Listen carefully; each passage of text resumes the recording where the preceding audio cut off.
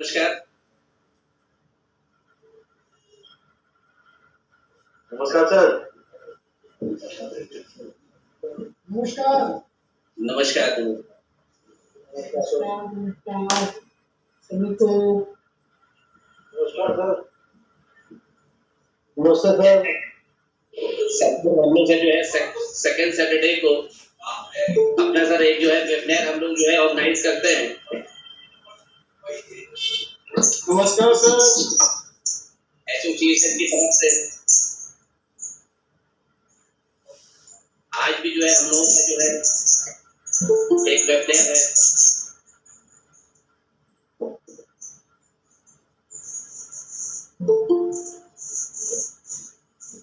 आज के convener mister Dinesh Kumar Sharma ji हैं, लेकिन किसी कारणवश वो जुड़ नहीं पाए हैं, तो मैं इस क्रम को स्टार्ट करता हूँ बिना विलंब के। और मैं आग्रह करता हूँ अपने प्रेसिडेंट श्री श्याम सुंदर दास जी को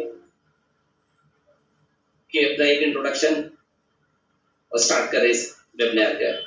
श्री श्याम सुंदर दास जी।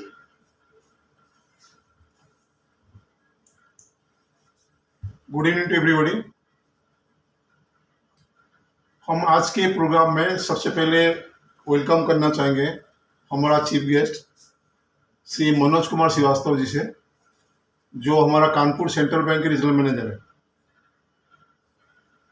एक्चुअली आज जो सेकेंड सैटरडे को मेरे ख्याल में हर जगह पे लोक अदालत लगी रहती है, तो इसलिए हर बैंक वाले लोक अदालत में बिजी है। तो कल हम लोगों को कानपुर वाले वैल्यूर्स करीब 15-20 लोग कल थे तो उनका चैम्बर में। कल उन्होंने इन्वाइट किया था चाय पिलाने के लिए, तो हम लोग चाय पीने गए थे। उसी मौका पे हम लोगों ने कहा साहब आप जो है आज के लिए कि हम अच्छी भीड़ बन जाइए।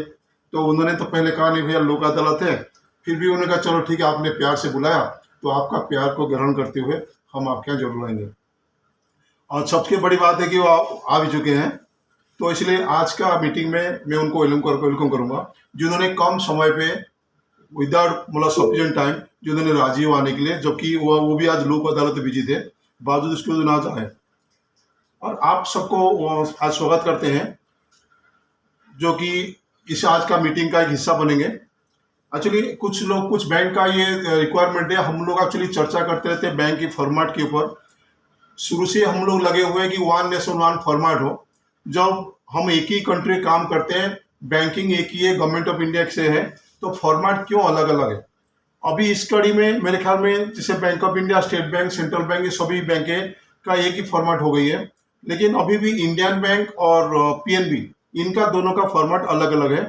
तो इसलिए हम एसोसिएशन तरफ से कई बार बैंक अथॉरिटी को चिट्ठी लिख चुके हैं कि साहब एक्चुअली हम लोग को आज बैंक को तो उनको ज़्यादा दिक्कत इसलिए नहीं होती है क्यों, जो इंडियन बैंक के फॉर्मेट से दिखता है, लेकिन जो हम काम करने वाले होते हैं हम लोग को बड़ी समस्या होती है कि कौन सा बैंक के फॉर्मेट क्या है, कहाँ चूक होता है, क्या होती है। इसलिए हम लोग काम करने के लिए, हम भी बैंक के पार्ट है, इसको ध्यान में रखते हुए हम लोगों ने बैंकों को ये चिट्ठी लिखा था कि कम से कम ये देखिए कि अगर मान लीजिए कोई पीएनबी में कोई अच्छा पॉइंट है, अगर उसको इनकलूड करना चाहते हैं स्टेट बैंक तो कर ले, या इंडिया स्टेट बैंक को ही इन कर ले। ये कॉमन स्टैंडर्ड फॉर्मेट होना चाहिए ताकि हम सभी वैल्यूर को काम करने के लिए बहुत आसानी हो जाएगी। तो इसको रिक्वेस्ट को मानते हुए तो बैंक की तरफ से ये रिक्वेस्ट है कि आप अपना एक सुझाव दीजिए कि एक कॉमन फॉर्मेट हम लोग क्या हो सकती है। तो आज का चर्चा का मुख्य उद्देश्य ये है कि हम बैंक के फॉर्मेट चर्चा करेंगे। और दिनेश कुमार शर्मा जी एक्चुअली उनका जो है कुछ पार्टी थी, मतलब उनका फेयरवेल पार्टी है, तो उन्होंने कल से बड़ी तो कहा था कि उनका रिलेटिव का भी है, तो वो बाहर गए हुए हैं, आगरा में भी नहीं है, लेकिन वो हमसे ज्वाइन करेंगे। अभी फोन में बात हुई थी, तो वो एक कंक्लूसिव रिपोर्ट देंगे, तो उसको बेस पे हम लोग एनालिसिस करके हम बैंक अथॉरिटी को चिट्ठी लिखेंगे। साहब सभी बैंक मिला के ये कॉमन फॉर्मेट है, ये हमारा सुझाव है, आप इसी से एक फॉर्मेटिंग करिए ताकि पूरा ऑल ओवर इंडिया हम वैल्यूर्स का जो है काम करने के लिए हमारा आसान हो जाए। तो आज का मुख्य विषय यही है, ताकि हम लोग कोई स्पीकर आज नहीं है, हम सब लोग स्पीकर है। तो उम्मीद करते हैं जितना भी पार्टिसिपेंट आज ज्वाइन किए, अभी तो 35-36 लोग ज्वाइन किए हुए हैं, तो सभी लोग जो है आज का पार्टी का सब लोग स्पीकर बने। आप क्या बोल रहे हो हमारा वीडियो रिकॉर्ड करेगा, तो आपको बाद में सुनाएंगे, तो कम से कम सबका आवाज आज आपका आवाज़ वीडियो के माध्यम से सब लोग जाने। तो इसलिए कोई भी मुद्दा आपका एक भी पॉइंट हम लोगों के लिए बहुत बड़ा इंपॉर्टेंट दे सकती है, बैंक को भी फायदा हो सकती है। इसलिए हम चाहेंगे जितना लोग पार्टिसिपेट किए कुछ ना कुछ पॉइंट पे, टेक्निकल पॉइंट पे जरूर बोले। मैं आपको इसी मौके पे और भी बताना चाहता हूँ, हमारा नेशनल सेमिनार आप लोग जानते होंगे कि हम पिछले 2 साल से नेशनल सेमिनार कानपुर में होती आ रही है और आप सबका सहयोग भी रहा है और इसलिए मतलब अच्छा खासा हमारा प्रोग्राम होती रही। तो इस बार काउंसिल ने हमारा डिसाइड किया 25 नवंबर को जो है हम लोग नेशनल सेमिनार कानपुर में करेंगे। तो उसके लिए एक्चुअली कुछ लोगों का फ़ोन आया था पेमेंट देने के लिए, लेकिन कुछ वजह ने रोक रखा था। आज एक लेटर जो सबको इशू हो गई है, तो जो चाहे अपना पेमेंट कंट्रीब्यूशन कर सकते हैं। लेकिन पेमेंट करने के बाद हमारा एक्चुअली पूरा ऑल ओवर इंडिया में करीब 25 ग्रुप है, व्हाट्सएप ग्रुप है। आप 25 में अलग अलग न डालते हुए सिर्फ आईवा फैमिली में डालिए या फिर मेल पर डालिए। उसे क्या होती है, हमें अकाउंटिंग करने के लिए और आपको रसीद देने के लिए हमें बड़ी सपोर्ट मिलती है। तो इसलिए आप लोग सिर्फ या तो आईवा फैमिली में डालें या फिर मेल पर डालें। हमारा काउंसिल ने 1500 रुपये डिसाइड करी थी, तो ये आप जो है अभी डालना शुरू कर सकते हैं। आप जैसे डालेंगे आई फैमिली में, दूसरे तीसरे दिन आपको रसीद मिल जाएगी। और एक हमारा पहल आईवा ने शुरू करी है, तो हम तो पहले हम यूपी से स्टार्ट कर रहे हैं, जिसमें रेवेन्यू बोर्ड पे हम लोग सभी का एप्लीकेशन जा रही है। उसके बाद तुरंत हम उत्तराखंड, उड़ीसा, बाकी स्टेट का भी हम शुरू करेंगे। उत्तराखंड में हम बैंक के साथ साथ हम चाह रहे हैं कि हमारा भाई और भी कहीं स्कोप हो जहाँ पे हम लोग काम कर सकते हैं। तो इसी सिलसिले में हम लोग ने जो है जितना मेंबर्स हैं उनका डिटेल हम करेक्शन करके जो भेज चुके हैं। मतलब कल परसों हमने यूपी वालों को भेजा था, आज जो है बाकी और दूसरे स्टेट को भेजी गई है। तो एक एड्रेस वेरिफिकेशन करके आप हमको भेजिए। और एक हम लोग ऑनलाइन लिंक भेज दिया। 16 तारीख को 12:30 बजे हम मीटिंग स्टार्ट होगी। वो सिर्फ यूपी वाला की होगी, सभी स्टेट की अल्फाबेटिकली आगरा, अलीगढ़, बनारस सीरियली होगी, मतलब ABCD अल्फाबेटिकल होगी। और ऐसे ही आपका 23 तारीख को वही शनिवार है, उस दिन भी हम लोग बाकी स्टेट का होगी, वो भी अल्फाबेटिकली होगी। तो इसलिए आप लोग सबसे अनुरोध है कि आप भी उसमें ज्वाइन करिए और जहाँ जहाँ पे आपको कोई मिस्टेक हो, देखने मिस्टेक हो रहा है, वो जरूर हमको पिन पॉइंट करिए। दूसरी बात ये कि हम लोग का आपको लेटर भी अभी मेल हुई आपको कि उसमें एडवर्टाइजमेंट देखिए। ये संस्था कौन होता है, आपको लेके संस्था होता है, तो आपका कंट्रीब्यूशन, आपका सहयोग से ही संस्था चलता है। तो इसलिए हम सबसे निवेदन करेंगे कि उसमें आर्टिकल भी दें जो दे सकते हैं, और एडवर्टाइज तो मेरे ख्याल सब लोग दे सकते हैं, क्योंकि हम लोग सब कमाते हैं, तो कुछ ना कुछ संस्था के लिए एडवर्टाइज दे सकते हैं। तो ये आप एडवर्टाइज दीजिए। ये आज का मीटिंग से हटके है, लेकिन कुछ बोलना था तो इसीलिए बोला। तो आप सबसे एक तो 25 तारीख 16 तारीख को हमारे यूपी वाले सब तैयार रहे, 12:30 से मीटिंग स्टार्ट होगी। और यूपी से दूसरे स्टेट वाले 23 तारीख को तैयार रहे, उनका भी डॉक्यूमेंट वेरिफिकेशन होगी। तो इसलिए आप लोग सब, काउंसिल मेंबर से भी सबसे रिक्वेस्ट करूंगा, तो जो भी मतलब कम से हम तो पूरे टाइम रहेंगे, तो वहाँ सेक्रेटरी, वाइस प्रेसिडेंट सभी लोग इंटरेस्ट रिक्वेस्ट करूंगा वो लोग भी उसमें उपस्थित रहे। तो ये रहा हमारा वेलकम है, तो मैं सबसे वेलकम करूंगा। और आज कोई एक स्पीकर नहीं, हम सभी स्पीकर हैं और हम सबका जिम्मेदारी बनती है कुछ ना कुछ मतलब बताएं, ताकि बैंकिंग के फॉर्मेट के ऊपर हम अपना डिस्कशन करके हम बैंक अथॉरिटी को भेज सकते हैं। नेक्स्ट कड़ी आ रही है हमारा चीफ गेस्ट के साथ का इंट्रोडक्शन। तो हम तो पहले उनको ये बताएंगे कि हम जो आपको परिचय करेंगे, वो तो ज्वाइन की है 1 फरवरी 1989 को सेंट्रल बैंक में ज्वाइन की है। लेकिन वो मैं देख रहा था उनका बायोडाटा में, वो बहुत स्टेट में काम कर चुके हैं। उन्होंने बिहार, यूपी, तमिलनाडु, गुजरात, वेस्ट बंगाल, उड़ीसा, राजस्थान, MP और अभी यूपी में कर ही रहे हैं। और तो हर जगह पे उनका अच्छा काम करते हैं। और कल ऐसे चर्चा हो रही थी, और उपाध्याय जी बैठे थे, मैं तो मालूम नहीं था हमको। तो उपाध्याय से और RM साहब से बात हो रही थी, तो पता चला कि RM मतलब कानपुर रीजन है, वो इंडिया में 3रे नंबर पर आई है लोन के फाइनेंस के मामले में। मेरे ख्याल में ये वो दोनों चर्चा कर रहे थे, हमारे सेक्रेटरी साहब, और वो दोनों में थोड़ी सुन लिया था। तो इसलिए हम एसोसिएशन की तरफ से हमारा चीफ गेस्ट साहब को बहुत बधाई देते हैं कि हमारा इंडिया में कानपुर 3रे नंबर पे है। और हम ये भी उम्मीद करते हैं, कल हमने उम्मीद जताई कि उनको बधाई भी दी थी हम लोगों ने, कि आप कभी ना कभी पहला नंबर पे आ जाइए, कानपुर को पहला नंबर ले लोन पे मामले में। तो इसलिए हम उनको बधाई देते हैं कि वो आज इस बार 3रे पोजीशन में है इंडिया में, और उसके नेक्स्ट जो उनका ग्रेजुएशन होगी हम उम्मीद करेंगे और फर्स्ट पोजीशन रहे। और जब फर्स्ट पोजीशन रहेंगे तब कम से हम लोग कानपुर वालों को बुला के मिठाई जरूर खिलाएंगे। हम इसी मेरे साथ और एक चीज़ बड़ी बात है, वो भोपाल में ट्रेनिंग कॉलेज में आज एक फैकल्टी भी थे। तो ये सबसे बड़ी बात है। एक फैकल्टी को हमारे साथ जो ज्वाइन करेंगे तो हम उनसे कुछ ना कुछ सीखने की उम्मीद करेंगे, क्योंकि कुछ डीजीएम जैसे हमने हमारा पास हर बैंक से तो जोनल हेड जीएम को जोड़ते हैं, लेकिन कोई टीचिंग लाइन उनका एक्सपीरियंस नहीं थी। लेकिन मैं देख रहा था साहब हमारा ट्रेनिंग कॉलेज भोपाल में फैकल्टी पोस्ट में भी उन्होंने मतलब ऑफिसर्स को पढ़ा चुके हैं। तो हम भी बैंक की पार्ट, इसलिए हमको उनका स्टूडेंट समझते हुए हमको ही पढ़ा ले, थोड़ी सी हम भी उनका पढ़ाई से थोड़ी उपकृत हो जाएंगे। और एक थोड़ी रिक्वेस्ट उनसे करेंगे, क्योंकि हम पढ़ाने की बात कर ही रहे हैं, तो उनका टाइमिंग जो चीफ गेस्ट की है वो 6 से 10 से 6:30 है, 10 मिनट के लिए उस चीज आधे चीफ गेस्ट स्पीकर के लिए। लेकिन क्योंकि ये फैकल्टी भी है तो उसके उम्मीद ये करूंगा कि कल संडे भी छुट्टी का दिन है, हमारे साथ थोड़ी ज़्यादा टाइम बिताएं और हम जो डिस्कस कर रहे हैं, क्योंकि उनका बैंकिंग का एक्सपर्ट है और एक फैकल्टी में रह चुके हैं, ऑफिसर को पढ़ा चुके हैं, और थोड़ी सी उनसे उम्मीद करेंगे कि हमको लोग भी थोड़ी सी पढ़ा लें और जो जो हम डिस्कशन करेंगे वो भी हमारा डायरेक्ट पार्ट बने। 10 मिनट अपना स्पीच देते हुए घर न जाते हुए हमारे साथ बैठे, हमारा थोड़ी मनोबल बढ़ाए और हमारा बात को, देखिए हमारा जो मेन मकसद है बैंक अथॉरिटी को और चीफ के बुलाने के, ताकि हमारा बात को वो हायर लेवल तक भी पहुंचाए। खैर हम अपना ऑफिशियली हम हायर अथॉरिटी को चिट्ठी भी लिखेंगे और जो वीडियोग्राफी आज हो रही है ये वीडियो भी उनको भेजेंगे, ताकि बैंक अथॉरिटी को मालूम हो कि हम लोग क्या क्या डिसीजन किए। तो हम तो करेंगे, लेकिन हम एसोसिएशन तरफ से हम चीफ गेस्ट साहब को निवेदन ही करेंगे कि हमारे साथ ज़्यादा टाइम दें। और दूसरी जो आज का जो अपडेट जो होगी वो अपडेट भी अपने स्तर से अपना हेड ऑफिस भेजें, ताकि हमारा जो प्रॉब्लम है ये प्रॉब्लम ऊपर तक जाए और बैंकिंग फॉर्मेट में अलग अलग बैंक के अलग अलग फॉर्मेट न होते हुए एक ही कॉमन फॉर्मेट हो, जिसमें हमारा काम करने का इफेक्टिवनेस बढ़ेगी। तो मेरे ख्याल में यही हमारा चीफ गेस्ट साहब का भी इंट्रोडक्शन है और इसी के साथ मैं अपना वक्तव्य खत्म करता हूं कि चीफ गेस्ट साहब थोड़ी सी हम ज़्यादा समय हमको देंगे और जो हम डिस्कशन करेंगे उसे डायरेक्ट पार्टिसिपेट करेंगे और हमारा बात तक ऊपर तक जरूर पहुंच जाएंगे। धन्यवाद। Yes, a very good evening to all of you. And thank you very much. Thank you very much, Das sir, for so nice introduction of about myself and about my region, Kanpur region also. Just I will start. Respected President, All India Valuer Association, Shri Das sir, Chairman, IEI, ELC, Shri Vivek Asthana sir, Convener, Shri Dinesh sir, and General Secretary, All India Valuer Association, Shri Upadhyay sir.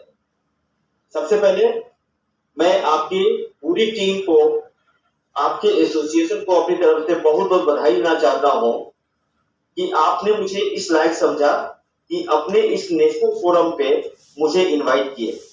निश्चित रूप से आज इस समय इस forum का part बनने पे मुझे गर्व की अनुभूति हो रही है, खुशी की अनुभूति हो रही है, जो कि हम आपसे व्यक्त नहीं कर सकते। आज का जो डिस्कशन का जो पॉइंट है कि valuation format of the bank, इसके ऊपर चर्चा होनी है। निश्चित रूप से ये जो फॉर्मेट होता है, फॉर्मेट में जो चीज, जो भी डाटा, जो भी इंफॉर्मेशन आपके द्वारा इनकॉर्पोरेट किया जाता है वो हमारे लिए बहुत सपोर्टिव होता है और उसी इंफॉर्मेशन के भरोसे, उसी के आधार पे हम या बैंक कोई भी क्रेडिट डिसीजन लेते हैं। क्रेडिट डिसीजन लेना हर बैंकर का एक इम्पॉर्टेंट पार्ट होता है, क्योंकि अगर क्रेडिट डिसीजन में कोई भी चूक होती है तो वो लोन के एनपीए होने के चांसेस उसमें बढ़ जाते हैं। तो जो भी फॉर्मेट हो, जो भी आप लोग डिसाइड करें, उसमें हमारा रिक्वेस्ट है कि जितने भी रिलेवेंट पॉइंट हैं, जितने भी रिलेवेंट इंफॉर्मेशन है, वो सब उसमें जरूर इनकॉर्पोरेट करने चाहिए, ताकि बैंक को उस प्रॉपर्टी के बारे में, उस एसेट के बारे में कंप्लीट इंफॉर्मेशन मिल पाए। एक बार फिर से मैं आपको बोलना चाहता हूं कि आज जो बात हो रही है, सारे बैंकों में एक फॉर्मेट होना चाहिए और आज का ये जो टाइमिंग है हमारा इस मीटिंग का, इस ग्रुप डिस्कशन का, वो बहुत ही इम्पोर्टेंट है, क्योंकि इसी समय अपने भारत में एक ऐतिहासिक G20 का सम्मेलन भी चल रहा है और इस G20 सम्मेलन में जो 40 बड़े कंट्री जो शामिल हुए हैं, वहां भी एक कंक्लूजन निकल के आ रहा है कि वन सन, वन अर्थ, वन इन्वायरमेंट, मतलब हर जगह वन की चर्चा चली है। अपने कंट्री में तो नेशन वन टैक्स, अभी वन नेशन वन इलेक्शन आ गया है, तो निश्चित रूप से ये टाइम जो सेट किया गया है इस मीटिंग के लिए ये काफी इम्पोर्टेंट है। और मुझे निश्चित रूप से विश्वास है कि इस मीटिंग में एक ऐसा फाइनल कंक्लूजन निकलेगा, एक ऐसा कॉमन कंक्लूजन निकलेगा ताकि बैंक के फॉर्मेट में काफी जो है ईज किया जा सके।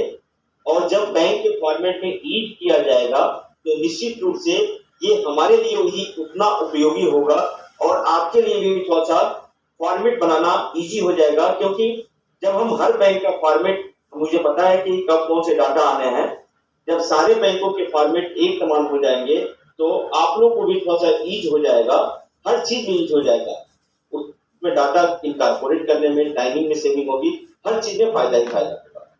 तो हमारी पूरी शुभकामनाएं इस मीटिंग के साथ है और हम ये विश्वास करते हैं कि निश्चित रूप से ऐसा कोई कॉमन कंक्लूजन निकलेगा जो कि बैंक को भी एक्सेप्टेड होगा। हम एक बार फिर से मेनी थैंक्स आपको बोलना चाहते हैं कि आपने इस ज्वाइंट फोरम में मुझे हिस्सेदारी दी, मुझे अपनी बातें रखने का समय दिया, वक्त दिया। बहुत बहुत धन्यवाद। एक बार फिर से पुनः सभी को बहुत बहुत नमस्कार, प्रणाम। Thank you sir. धन्यवाद सर, आपका जो है बहुत ही शॉर्ट स्पीच लेकिन दिल को छू गई और बात सही है। जहां हम लोग हर जगह पे से जो है वन नेशन की बात करते हैं, वन कॉमन प्लेटफॉर्म की बात कहते हैं, तो वन कॉमन फॉर्मेट भी होना चाहिए। डेफिनेटली जो चीजें हैं हम लोगों ने ये प्रयास शुरू किया है। अब ये डिस्कस आएगा तो इसमें जो है मतलब कि भाई आपका भी सहयोग चाहिए होगा। जो हमारी तरफ से 100% एश्योरेंस है कि हम अपने ऑर्गेनाइजेशन की तरफ से आपको पूरा सपोर्ट करेंगे और जो भी मैटर होगा हम अपने हायर अथॉरिटी तक भी रेज करने का प्रयास करेंगे और इसमें कामयाब होंगे। बिल्कुल सर, धन्यवाद सर।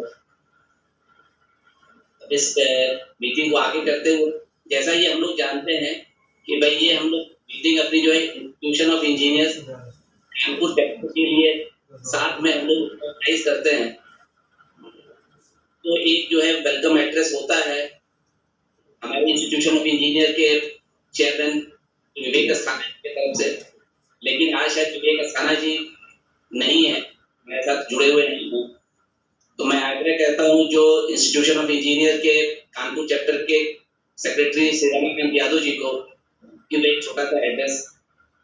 रमाकांत यादव जी।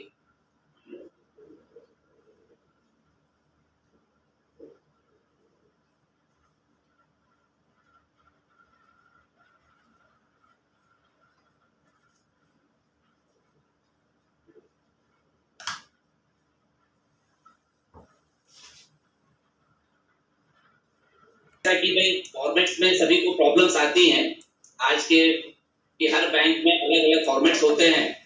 हम लोगों को जो है मतलब कि एक ही कार्य के लिए कई बार चीज को देखना पड़ता है और ये समझना पड़ता है कि सर किस फॉर्मेट में किस बैंक के लिए क्या हम दें, क्या फॉर्मेट हम लोग करें।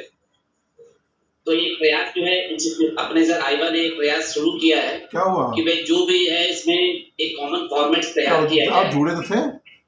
आजकल एक आप ज्वाइन बैंकों ने शुरू कर दिया है कि भाई पेपरलेस में हम लोग एक रिपोर्ट अपना भरते हैं, बैंक्स को जो डाटा चाहिए होती हैं हम लोग उसको ऑनलाइन कर देंगे, तो बैंक को भी जो है कार्य करने में काफी आसानी प्राप्त होगा उससे, और जितनी भी जो रिक्वायर्ड इंफॉर्मेशन हैं वो सारी ऑनलाइन उस पर सबमिट हो जाएगी। ये प्रयास हो रही है बैंकों की तरफ से। कुछ बैंकों ने अडॉप्ट किया है लेकिन वो पूरी तरह से जो है उस पर लागू नहीं कर पाए और ये कार्य अभी तक जो है और ढंग से चालू नहीं हो सका। तो एक पूरे सुझाव जो हम लोग तरफ से ही मैं सोच रहे थे एप्लीकेशन की तरफ से कि शायद अगर ये चीज होगा तो इसमें पारदर्शिता काफी हद तक मेंटेन हो जाएगी। आजकल जो है रिपोर्ट की भी जो है मैनिपुलेशंस बहुत जगह होती हैं। तो जो झूठ है तो बोल दीजिएगा। बैंकों में हमको मालूम चलता है कि भाई ये तो रिपोर्ट हमने दिया ही नहीं है और एक फोर्स रिपोर्ट किसी ने कहीं पर जो है वहां पर सबमिट हो जाती है। इस चीज से भी हम लोगों को राहत मिलेगी कि हमारी जो है डायरेक्ट जो है बैंक के लॉगिन पोर्टल में गई है जिसका वेरिफिकेशन हमने खुद किया है और हमें मालूम है कि हमने जो है इसको भाई क्या दिया है क्या नहीं किया गया है। तीसरी चीज होती है कि सर पेमेंट का शेड्यूल का, तो एक उससे भी वो फायदा मिल जाएगा कि भाई बैंक के पोर्टल में डायरेक्ट जब रिपोर्ट आई है तो बैंक को भी पता है और हमें भी पता है कि सर किसके पेमेंट कितने हुए हैं और किसके पेमेंट नहीं। तो कई पारदर्शिताएं इन चीजों में चली आएंगी। अब मैं अपने सारे मित्रों से कहना चाहता हूं कि जिनके जिनके जो सुझाव हो वो अपने सुझाव दे दें। कुछ कहना चाहिए? Thank you. मैं कुछ बोलना चाहता हूँ। मैं सिटीजन डायरेक्टर हूँ जी। मेरी आवाज आ रही है आपको? आ रही बोलिए बोलिए। आवाज नहीं आ रही है। ऐसा था, दो तीन चीजें हैं जो बहुत इम्पोर्टेंट है। एक तो बैंक की रिपोर्ट जो है बहुत सारे ऐसे जो फॉर्मेट है वो ऐसे पॉइंट्स कवर करती हैं जिसका वैल्यूअर से कोई भी लेने देना नहीं होता है, और उसको हमें जाकर एनए लिखते हैं, वो लिखते हैं कि बहुत दिक्कत है। जो भी फॉर्मेट बैंक तैयार कर रहे हैं, जैसे बहुत अच्छी पहले हमारी संस्था की, हम लोग हमारे साथ बैठ के जो चीज के लिए हमारे भी कोई रिफ्लेक्सिबल हो और उसके साथ बैठ के और बैंकों के साथ बैठ के हम वो रिपोर्ट हम लोग फॉर्मेट तैयार करें, और जो भी जरूरी चीजें हैं वो भूलता हो, और जो ज्यादा चीजें हैं जो इरेलीवेंट चीजें हैं वो उसमें ना जाए।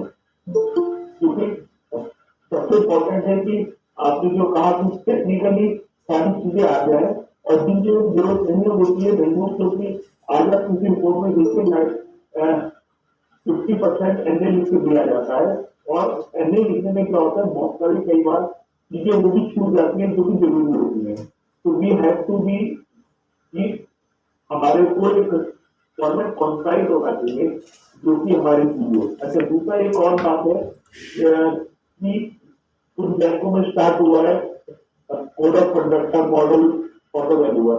वो ये हर रिपोर्ट के साथ मांग रहे हैं, जो कि एग्रीमेंट में मांग रहे हैं। तो जो पेपर का वेस्टेज है वो ही बंद होना चाहिए। हम लोग ग्रीन होने की बात करते हैं, और आज पे हम लोग को ऐसे भेजने पड़ते हैं जो हर रिपोर्ट के साथ जाते हैं, जो कि नहीं जाने चाहिए। जब एक बार एग्रीमेंट में वो सारे पेपर साइन हो गए हैं जो शुड नॉट बी रिपीटेड, और हमें ऑनलाइन फिर ज्यादा काम करना चाहिए, जो आपने ऑनलाइन पोर्टल डॉक्यूमेंट बना के करना चाहिए, वो सुझाव है।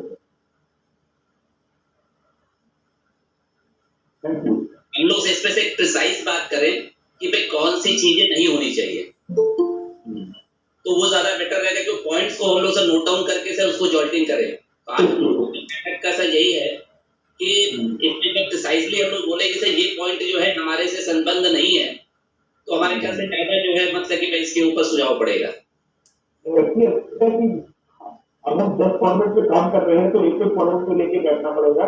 वीकेंड सजेशन ड्यूटी किसी में क्या नहीं होना चाहिए, और एक फॉर्मेट हम तैयार करके भेजते हैं सब लोग मिलकर, तो उससे क्या करते हैं हम लोग। आप किसी भी फॉर्मेट के ऊपर हम लोग ले सकते हैं, कोई भी चर्चा कर सकते हैं कि भाई कौन सी चीजें जो है मतलब कि भाई इनके भाई, अब जैसे कि मैं कहता हूँ भाई आज के जो बैंकों का फॉर्मेट काफी स्टैंडर्डाइजेशन की तरफ चल रही है। काफी बैंकों का जैसे बताया विधान साहब ने पहले बताया कि कई बैंकों के जो फॉर्मेट्स लगभग कॉमन हो चुके हैं। अगर आप इसमें देखें आज की डेट पे ये चीजें आती है कि सर लास्ट 2 ट्रांजेक्शंस जो है देने के लिए, लास्ट 2 ट्रांजेक्शंस हम लोग कहाँ से निकालेंगे? जो पॉइंट्स आता है कि भाई लास्ट 2 ट्रांजेक्शंस जो है हम लोगों के पास निकालने का कोई, हमको भाई तहसील में जाते नहीं है, तो हम तहसील से कहाँ से निकाल सकते हैं लास्ट 2 ट्रांजेक्शन के बारे में?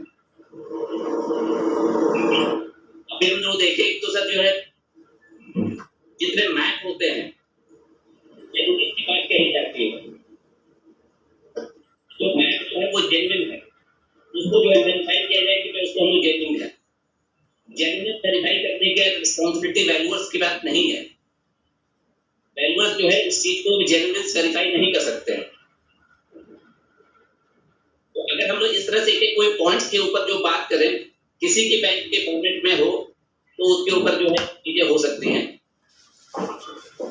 जी सर कुछ कहना चाहते हैं?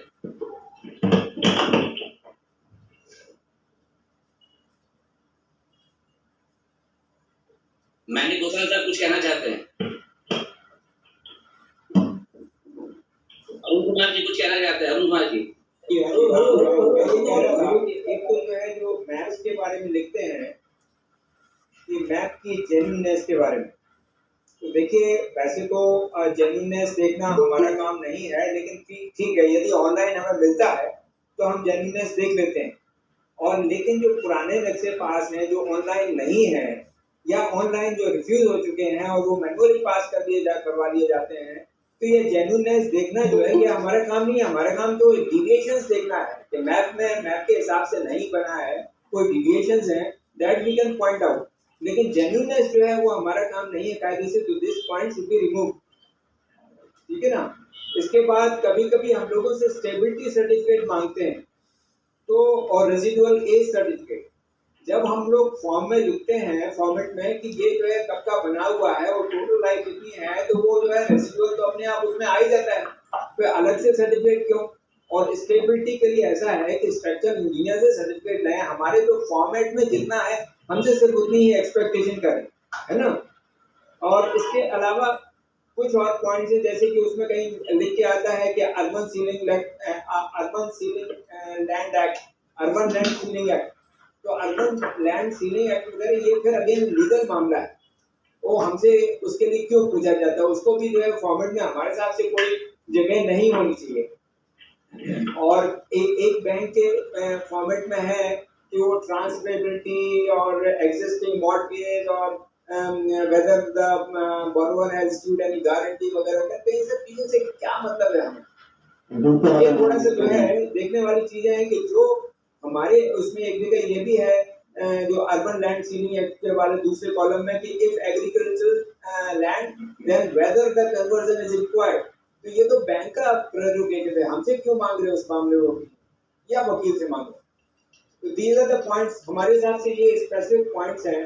और इनफैक्ट अब पता नहीं इनको मैंडेट चलता है नहीं, वो जो मैंडेट में लिखा था कि valuers obtain the certified copy, उसको टैली करें वगैरह वगैरह, ये सब चीजें तो ये वकीलों की चीज है या बैंक के अपने डिस्क्रिप्शन पे है किससे करवाना चाहे, ये वैल्यूअर का पॉइंट तो नहीं है।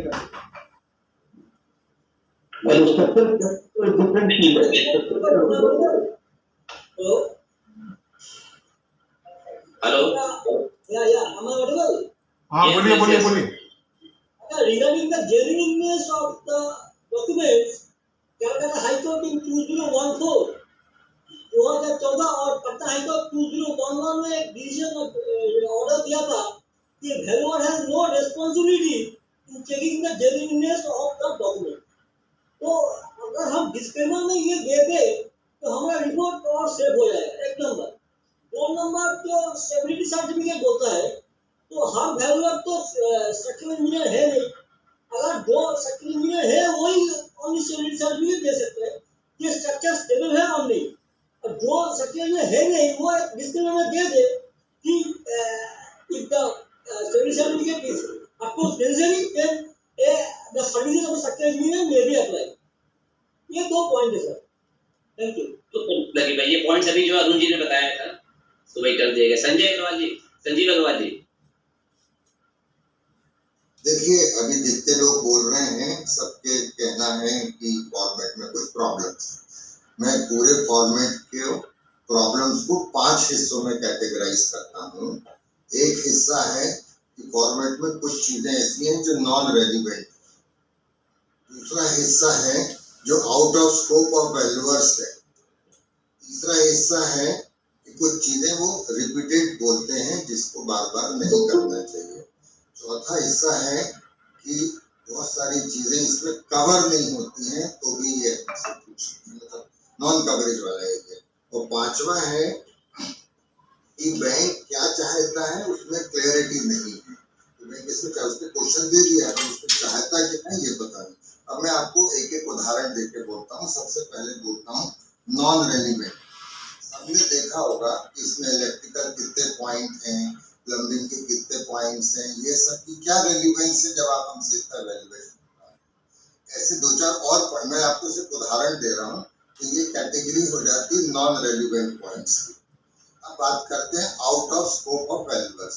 तो जो वैल्यूअर्स का स्कोप है, आप किसी इंजीनियर को अपॉइंट करते हैं एज ए वैल्यूअर, तो आप उससे टेक्निकल चीजें पूछिए, आप उससे यहाँ की जेन्युइननेस, कोई एक्विजिशन तो नहीं हो रहा है, मतलब जितने भी लीगल एस्पेक्ट्स हैं वो आप उससे क्यों चाहते हैं, why you are considering him as an expert. ये हो गए कुछ उदाहरण जो out of scope of valuers हो जाते हैं।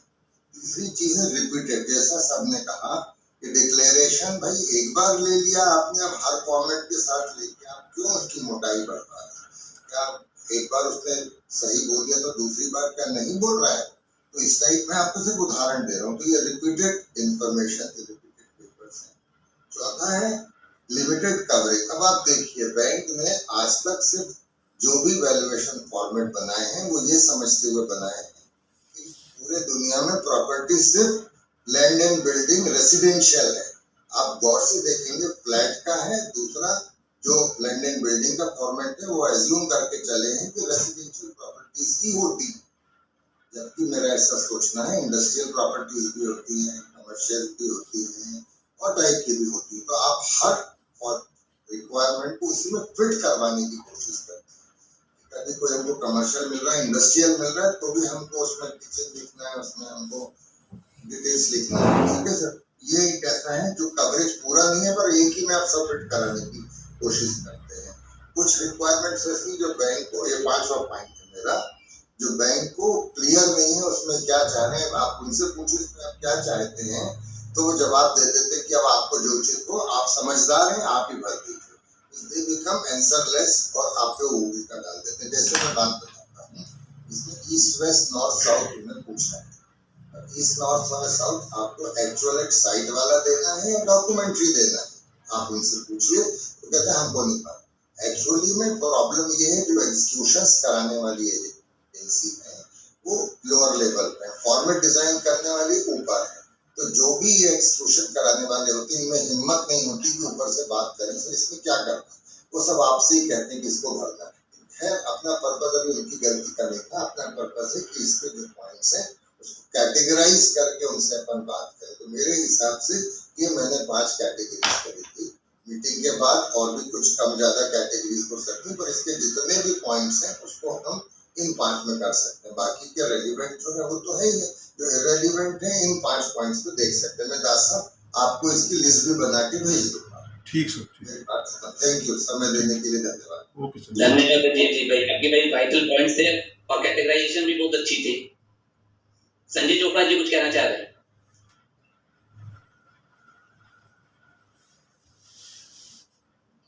आप अनम्यूट करिए अपने आप, अनम्यूट करिए। Okay, sorry once again. नमस्कार वालिया जी, दास साहब, वेरी गुड इवनिंग और सभी आला मेंबर्स को। सर मेरा भी जो मेन मुद्दा है वो यही है कि plant and machinery valuation format में भी कुछ इररेलेवेंट चीजें हैं जो बनी हुई हैं। एक फॉर्मेट बना हुआ है और बार बार वही पूछा जाता है। जस्ट टू शेयर की details of charges created on the sets, या जैसे हमारा प्रोसीजर जो है वैल्यूएशन जो है वो what would be the WDV of this plant and machinery. तो ये सारा डाटा ये क्लाइंट की बैलेंस शीट से, लास्ट ऑडिटेड बैलेंस शीट से निकल जाएगा। उसको वैल्यूअर से क्यों मांगना या वैल्यूअर की डिटेल का इंटीग्रल पार्ट क्यों बनाना, जिसकी कोई रेलेवेंस नहीं है।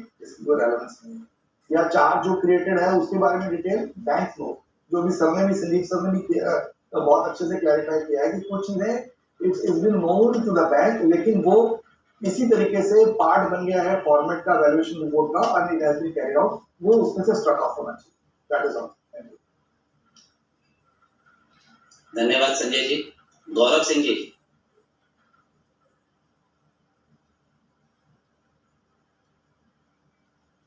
मिस्टर गौरव। हाँ जी सर, नमस्कार।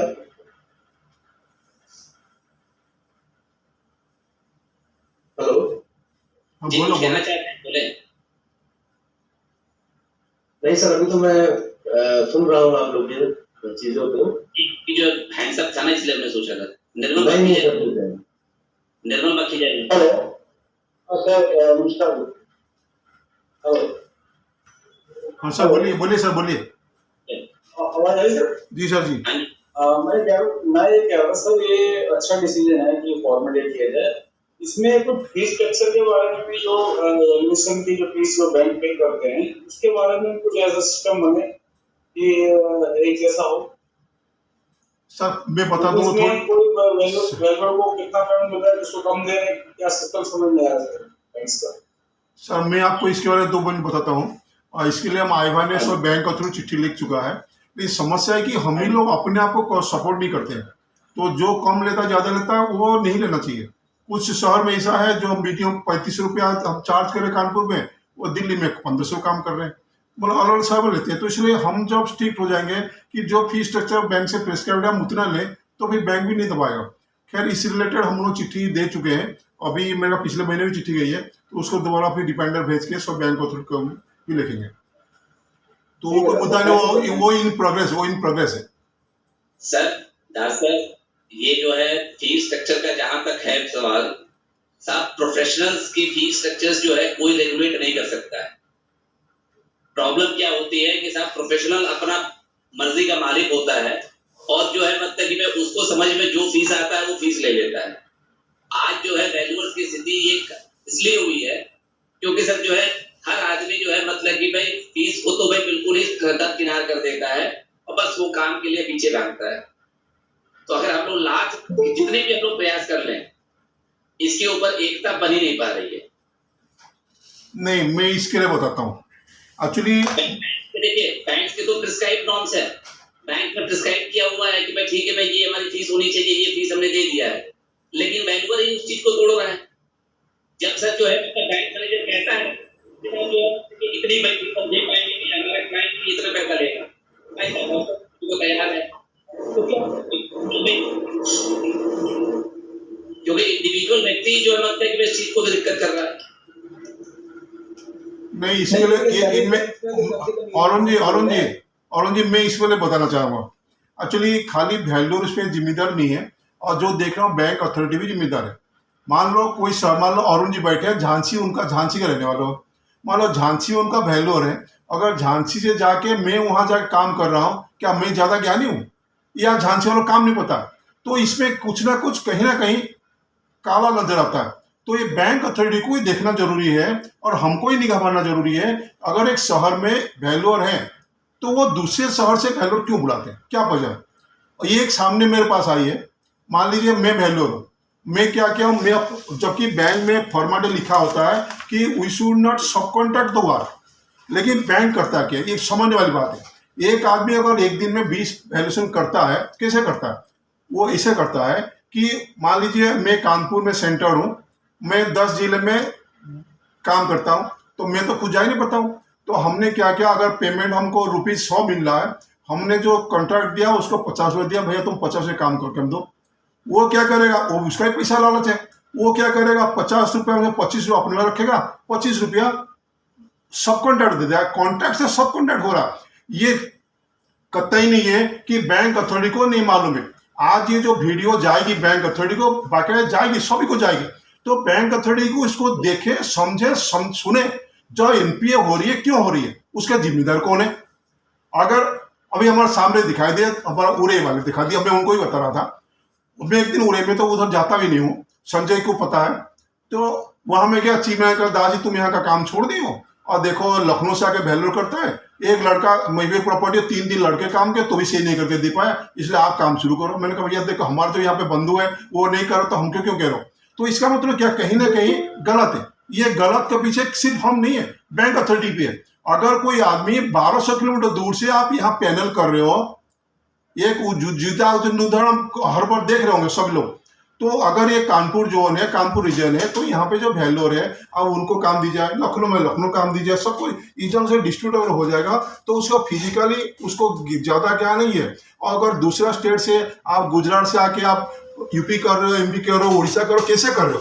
मैं तो इसी फोरम के माध्यम से बैंक अथॉरिटी को ये पूछना चाहूंगा, अगर कोई आदमी 1500-2000 किलोमीटर दूसरे स्टेट पे रहते हुए 8-10 स्टेट में काम कैसे कर रहा? अगर प्रॉपर्टी एनपीए हो रहा है, उसका जिम्मेदार कौन है? तो इसलिए ये खाली वैल्यूअर को माथे टोपी पहनने बात है। ये अगर चाहे तो हेड ऑफिस जो बैंक का कॉर्पोरेट ऑफिस है, इस पर ध्यान देना चाहिए। तो ये जरूर देखें कि जो जोन का जो आदमी है उसी से काम कर रहा है। ये सब कॉन्ट्रैक्ट 100 रुपया में हम काम लिया, 100 काम ले लिया, हमने किसी को 50 दे दिया, उन्होंने किसी को 25 दे दिया, हो सकता कल उसको 25 के जगह 12 रुपये और किसी को दे रहा होगा। ये तो सब कॉन्ट्रैक्ट हो, जबकि बैंक का फॉर्मेट लिखा हुआ है वी शुड नॉट सब कॉन्ट्रैक्ट दो बार, लेकिन तो हो रहा है खुली कर। ये तो जाहिर सी बात है, जो बैंक अथॉरिटी पैनल में ऐसा कर ही रहा है तो गलती किसका है? अगर वैल्यूर मान लो कोई नए आदमी आएगा तो पैसा लाना तो करेगा। तो इसलिए हमको एक आश्वासन माध्यम से एक हमको मजबूत बननी चाहिए। हम बैंक आश्वासन माध्यम से एक सख्त चिट्ठी लिखनी चाहिए। ये वीडियो के माध्यम से सभी बैंक को थोड़ी जा ही रही है, तो लेकिन फिर भी लेटर होना चाहिए। हम एक मजबूत बने। अभी तो ऐसा कोई मजबूत हमारे में थी नहीं, लेकिन धीरे धीरे मजबूत शुरू हो रही। तो इसलिए हम अपना वैल्यूर को जिम्मेदारी, गलती तो है ही क्योंकि वो गलत तरीके से पैसा कमा रहे हैं, लेकिन गलती ये भी है, बैंक का भी गलती है। वो अपना ऐसा पैनल ऐसा ना रखे कि जो संभव ही नहीं है। एक आदमी अगर कानपुर में काम कर रहा, वही आदमी बनारस कर रहा, वही आदमी इलाहाबाद कर रहा, वही आदमी और झांसी कर रहा, एक आदमी एक दिन में अलग अलग शहर में काम कैसे कर सकता है? क्या ये बैंक वालों को नहीं पता हो रहा? तो इसीलिए इसको ध्यान में रखते हुए हमें बैंक अथॉरिटी को पता चल। उनका सजेशन क्वेश्चन अलग था, आपका रिप्लाई अलग है। उनका ये कहना था कि जब वन फॉर्मेट वन नेशन कर रहे हैं तो फी शेड्यूल भी एक जैसा होना चाहिए। अभी अपन बहस कर रहे हैं कि वैल्यूअर्स चार्ज कैसे करते हैं। देखिए चार्जेस तो जैसा कि इन्हें बोला कि कोई कम कर सकता है, ज्यादा कर सकता है, तो चार्जेस तो हमारे हाथ में। पर जब बैंक अपना फी शेड्यूल बनाए तो एक सा फॉर्मेट और एक सा फी ले, ये उनका सजेशन था। अपन को तो उस पर बात करनी है। हम लोग आपस में क्या कर रहे हैं, कम ले रहे हैं, ये पॉइंट का डिस्कशन नहीं है सर। अभी ये मैं भर कहना चाह रहा हूँ। आप देखिए सरकार को बैंक को एक सा फीस चार्ज शेड्यूल बनाना चाहिए, ये अपन लोगों की रिक्वेस्ट है। आगे चलिए सर। ओके, नहीं वो तो बना है, पीएनबी का अलग शेड्यूल है, एसबीआई का अलग शेड्यूल है, यूनियन का अलग शेड्यूल है, तो है अलग शेड्यूल है। लेकिन मेरा कहना ये है कि लास्ट मंथ मैंने सर आपको एक चिट्ठी भेजा कि पीएनबी फैला आदमी ने हमारा फीस नहीं दिया, तो आपने हमको बोला सर आप लेटर का फॉर्मेट दे दो हमको, वो भी हमने दिया, लेकिन आईबा का अभी का कोई लेटर हमारे पास नहीं आया। इसलिए मैं और एक बार दास साहब से रिक्वेस्ट करता हूँ कि इसको नजर दीजिए। सर जी वो भी काम हम प्रोग्रेस में है। आपसे मैंने कहा था क्योंकि आपका बैंक एक हमको लेटर ड्राफ्ट कर दीजिए और फॉरवर्ड कर देंगे। हमारा ऑफिस में ऑलरेडी प्रोग्रेस चल रहा, थोड़ी सी आप उसमें भी आगे बढ़ो तो हमारा आगे बढ़ जाएंगे, क्योंकि आप इंडिविजुअल मैटर है। आप एक लेटर ड्राफ्ट कर दीजिए और कल दीजिए। आप तो आईबा को लेटर लिखो ना यार, आप जो बैंक को जानिए उसी बैंक को क्या चिट्ठी जानिए वो बना के दे दो। आप कल दीजिए, परसों आपको लेटर चलिए बैंक में। बैंक को कैसा लेटर लिखना है वैसे वो तो आपको लिख के देनी पड़ेगी ना यार। नहीं संजीव साहब सही कह रहे हैं कि सभी बैंक का एक फी शेड्यूल होना चाहिए ना, सभी बैंक का। अलग अलग बैंक का अलग अलग शेड्यूल, वो भी एक पॉइंट ऑफ डिस्प्यूट हो जाता है, कई जगह बार्गेनिंग पॉइंट हो जाता है। तो सभी बैंक का एक यूनिफॉर्म फी शेड्यूल होना चाहिए। उसमें और एक कमी है भैया, कुछ बैंक का फीस ज्यादा है, जो वैल्यूअर उस बैंक में काम कर रहा है तो वो नहीं चाहेगा कम फीस वालों से ले। तो हमारा तो डिमांड हो कि जो हायर वाली बैंक है वो बाकी लोअर वाले फीस वालों को हम लिखे भैया ये फीस आप दो। हम नहीं कह सकते कि वो फिर कहेगा चलो ठीक है तुम तो बेटा वहाँ इतना कम लेगा तो हम वही रख लेंगे, वो भी नुकसानदायक होगी। तो इसलिए हमें कोई एक हायर वाली बैंक को पकड़नी पड़ेगी कि ये फीस स्ट्रक्चर बैंक दे रहा है तो आप भी इसको फॉलो करिए।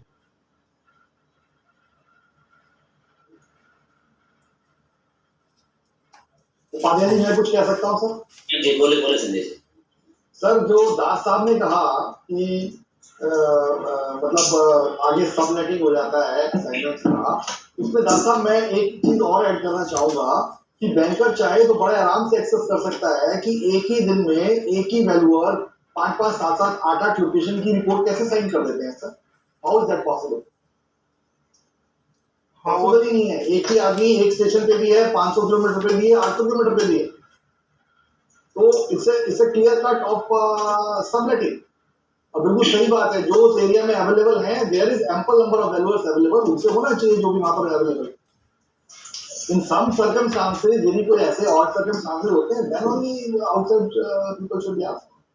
एंड सेकंडली जहां तक फीस की बात है तो उपाध्याय जी शायद मेरे से एग्री करेंगे, हम उस कैटेगरी के हैं पैटर्न मशीनरी के जो डेप्रिशिएट होती है sir, plan and building appreciate होती है सर। नहीं आपका प्लान मशीनरी स्पेशल लेटर गई हुई है, सभी बैंक को गई हुई है जी और हर महीने हम डालते रहे तो फिर काम होता रहेगा। लेटर गई है सर थैंक यू।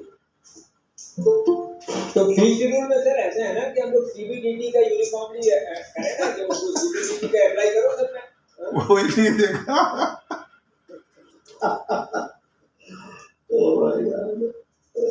नहीं, हम तो सोच रहे हैं जो बैंक के सबसे हाई फीस स्ट्रक्चर हो वही हम सैंपल मानते हुए बैंक को भेज भेजे कि सर ये फीस हम बाकी बैंक दे रही। सर काफी जीएसटी अमाउंट चला जाएगा उस हिसाब से, जो फीस आएगी तो कट के आएगी सर।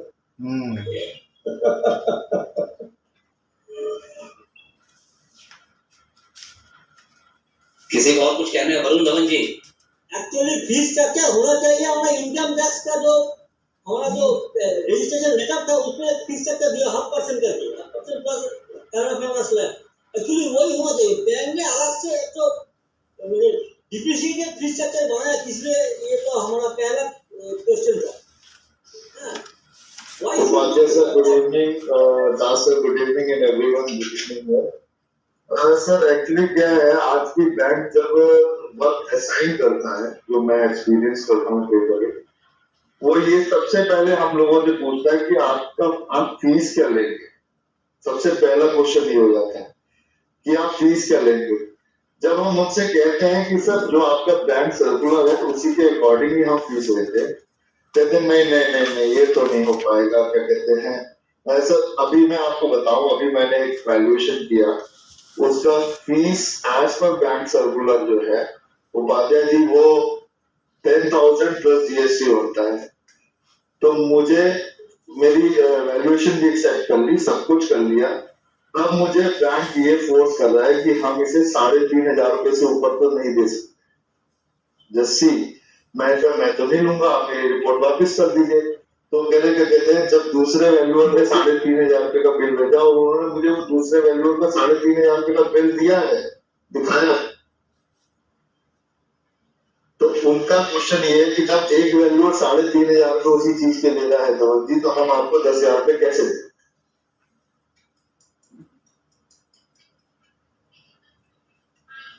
तो प्रॉब्लम यही है सर, फीस उसका जवाब ये है सर, उसका जवाब ये है कि कोई आदमी फ्री में करे, आधे में करे, ज्यादा में करे, वो आपका डिसीजन है।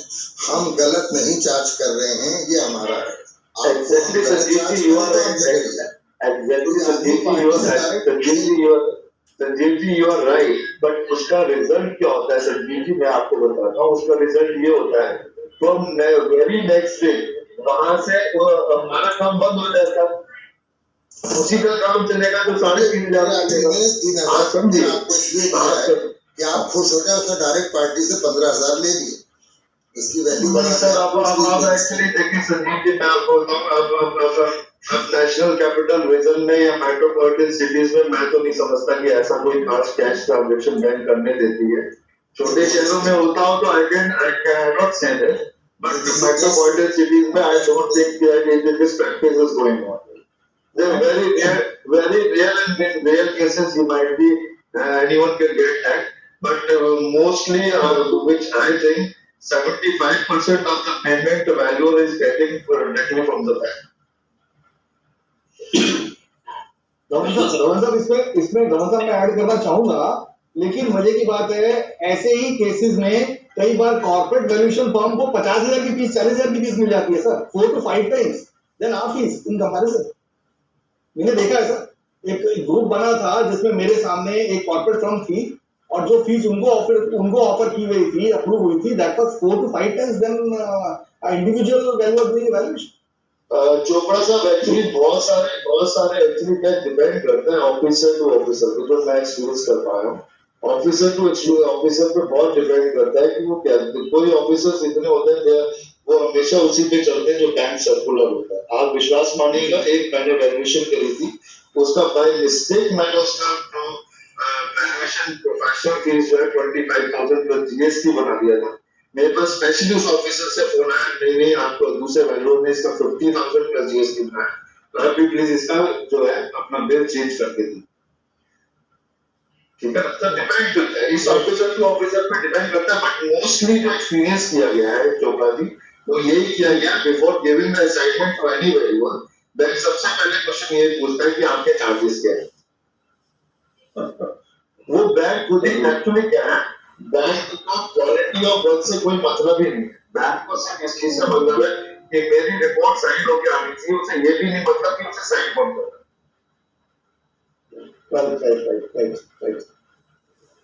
नहीं, मेरे ख्याल से क्रेडिबिलिटी सिस्टम होना चाहिए, जो कौन सा वैल्यू क्रेडिबिलिटी क्या है। नहीं सर, जो मैं उसको बताऊँ, एक फेडरल बैंक का जो प्रोसीजर है वो बड़ा अच्छा है। फेडरल बैंक ने अभी एक बहुत अच्छा प्रोसीजर है, वेलोसिटी करके उन्होंने एक पोर्टल बनाया है, तो बहुत ही अच्छा तरीका है। प्रॉपरली वो उसी पे वर्क असाइन करते हैं। कोई बिल्कुल पेपर वर्क उनके यहाँ से बिल्कुल खत्म हो चुका है। जितनी भी रिपोर्टें चाहती हैं वो सब उन्हीं के फॉर्मेट पे, जो अभी एक आपने एक कह रहे थे कि फॉर्मेटिंग शुरू हो गई है, उपाध्याय जी शायद कह रहे थे कि बैंकों ने पोर्टल्स बना दिए हैं, तो वो बहुत अच्छा उपाध्याय जी। उसमें सबसे अच्छी बात है कि एक तो रिपोर्ट चेंज होने का या फॉर्ज रिपोर्ट जाने का कोई चांसेस नहीं है। दूसरी बात एक्चुअली क्या है, फेडरल बैंक में what I was experience in that, her valuation पे क्या जो उनके जो खुद के ऑफिसर्स बैठे होते हैं, जो ऑपरेशंस में बैठे होते हैं, वो खुद ही बोलते हैं अरे इसकी वैल्यूएशन तो आपने बहुत कम कर दी है, इसकी वैल्यूएशन तो हमारे को एग्रोइट ने इतनी दी है, प्रोटोकॉल ने इतनी दी है, इसे इतनी है। The professor himself says like this, ये हमें तो इतनी वैल्यूएशन चाहिए। बट जब से वो पोर्टल बना है, I am experiencing that from last more than 3 months, विश्वास मानिएगा कि कोई भी बोलते तो अभी भी है वैल्यूएशन के लिए, बट उनके हैंड्स में कुछ नहीं है। बात अलग है कि इस कारण जो है वो वैल्यूएशन वर्क जो है वो कम हो गया है। लेकिन क्या कहते हैं, फिर भी ये जो प्रॉब्लम थी कि नहीं जी इसकी इतनी होनी चाहिए, वो इतनी दे रहा है, हम इतनी क्यों दे रहा, ये प्रॉब्लम कहाँ से हट गई?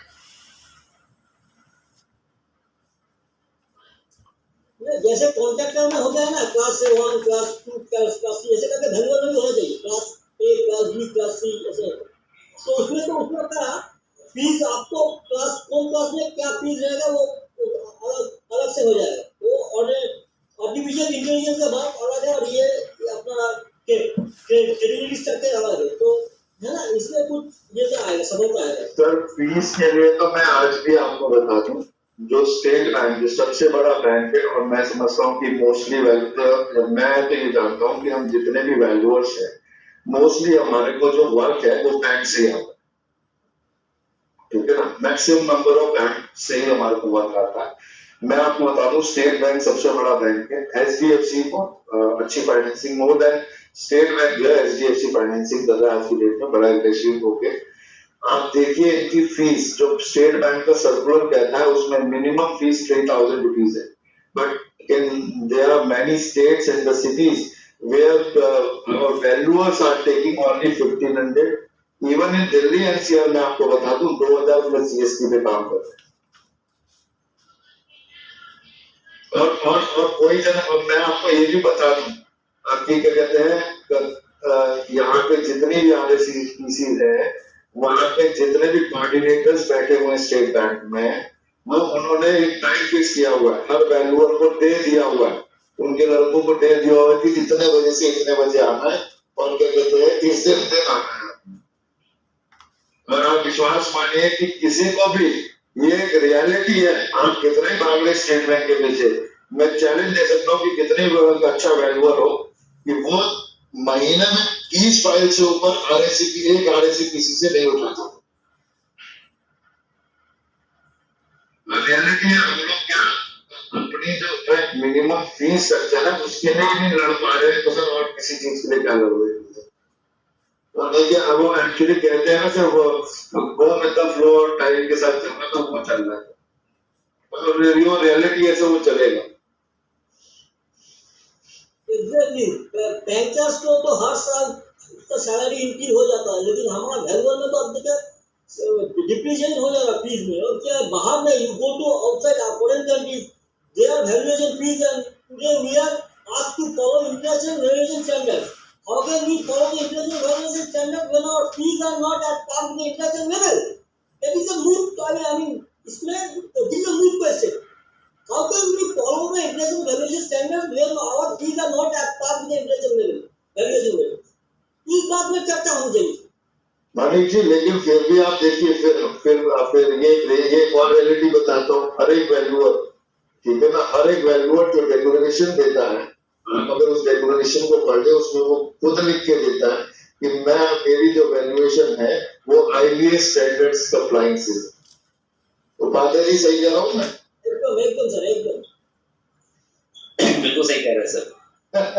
ये भी लिखते हैं सर, और सर ये भी लिखते हैं कि I have personally inspected the property.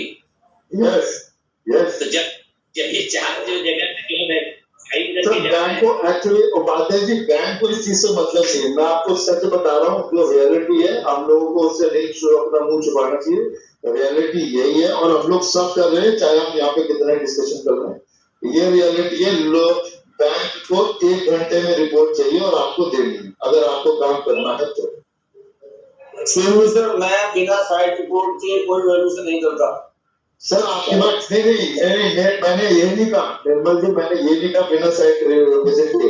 आप बैंक, ऐसा कोई भी बैंक ऑफिसर भी पागल नहीं है सर, वो भी साइट विजिट करा के सारी चीजें। आजकल जो मैक्सिमम बैंक ब्रांचेस में ना लड़कियां आ गई हैं, और लड़कियां बहुत थॉरोली रिपोर्ट को पढ़ रही हैं, ठीक है ना, और एक एक पॉइंट को पढ़ रही है। वो तो ये कहती है आपने जेन्युइननेस में यस या नो क्यों नहीं लिखा।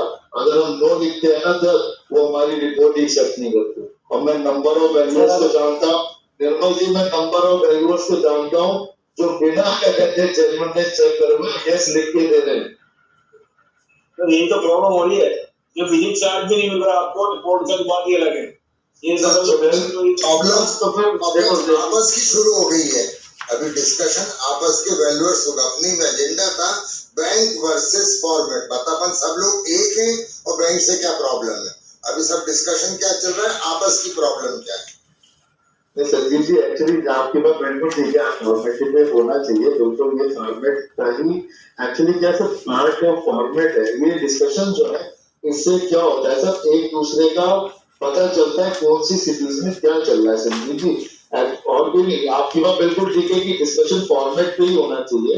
फॉर्मेट पे भी आपने जो पांच अपने उसके स्टेजेस बताए हैं, वो बहुत अच्छी चीज है। और मैं समझता हूँ कि मैं स्पेशली इसे आगे जहाँ से ये फॉर्मेटिंग का पूछा जा रहा है, मैं आगे उन्हें डिस्कस करूंगा। प्लीज मेरे साथ भी शेयर करिएगा।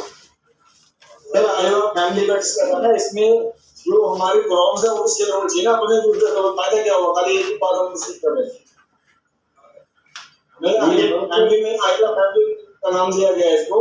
हम अपने जो प्रॉब्लम्स हैं, जो इश्यूज हैं, वो डिस्कस कर सकते हैं। अगर दिक्कतें होती हैं नहीं, डिस्कशन देखिए, discussion is always healthy sir. Always क्या कहते हैं, वो कुछ ना कुछ सिखा के जाता है। हम लोग वेबिनार्स अटेंड करते हैं, सेमिनार्स करते हैं, बहुत जगह होता है।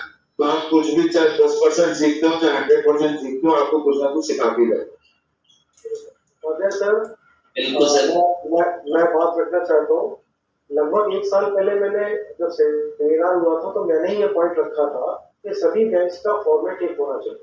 आज सबको शायद याद होगा, आपने नोट डाउन भी किया होगा सेमिनार में। ये मैंने सबसे पहले फॉर्मेट वाला उठाया था, क्योंकि जितने भी बैंक्स हैं, हमारे भाई लोग, सभी लोग, अधिकतर सभी बैंक के वैल्यूअर्स हैं, और ये फेस कर रहे हैं।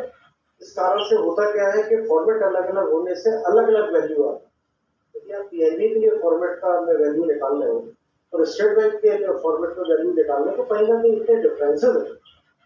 तो निश्चित तौर पर जैसा कि संजीव सर ने कहा, 5 चीजें जो उन्होंने गिनाई, मेन तो ये है कि जेन्युइनिटी वाला खत्म होना चाहिए, लीगलिटी, टेंशन मैप खत्म होना चाहिए।